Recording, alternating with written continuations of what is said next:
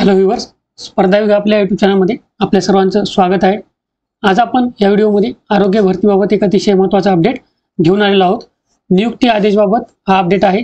असेच महत्त्वाचे अपडेट मिळवण्यासाठी आपल्या चॅनलला सबस्क्राइब करून ठेवा आणि बेल आयकॉन प्रेस करा, म्हणजे असे महत्त्वाचे व्हिडिओज सर्वात अगोदर तुमच्यापर्यंत पोहोचतील।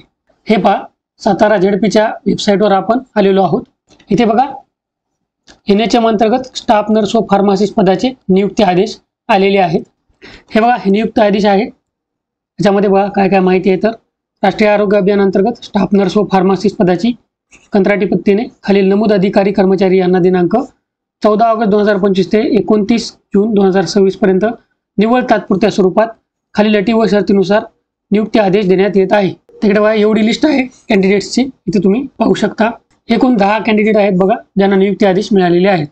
इथे तुम्हाला काही महत्त्वाच्या अटी व शर्ती दिलेल्या आहेत, त्या तुम्हाला पाळायच्या आहेत। बघा, नियुक्ती दिलेल्या दिनांकापासून तुम्हाला 7 दिवसात हजर राहायचं आहे तुमचं जे नियुक्तीचं ठिकाण आहे तिथं। इथं बघा, हा मुद्दा पहा, सुट्टीच्या दिवशी कार्यालयाचे काम केले असल्यास त्यासाठी बदली सुट्टी मंजूर नाही। तर कार्यालयाची वेळ दिली बघा, 5:45 ते 6:15। राजीनामा वगैरे तुम्हाला द्यायचा असेल तर 1 महिन्याची आगाऊ नोटीस तुम्हाला द्यावी लागेल किंवा 1 महिन्याचे मानधन रोख भरावे लागेल वगैरे वगैरे अशा सूचना दिलेल्या आहेत।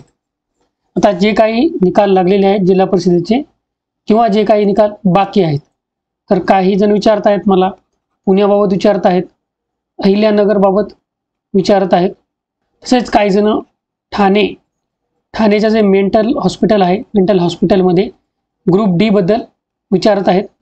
काही जण साताराचं सुद्धा विचारत आहेत। तर चिंता करू नका, माहिती घेतलेली आहे, प्रक्रिया सुरू आहे। तुम्हाला माहिती प्रक्रिया सुरू आहे म्हणजे काय काम करतात ते काय नाही, परंतु यावर काही जरी अपडेट आला तर आपल्या चॅनलवर त्यावर व्हिडिओ टाकण्यात येईल। आणि तुम्हाला माहीत असेल की मुंबई GMC मध्ये जागा निघालेल्या आहेत।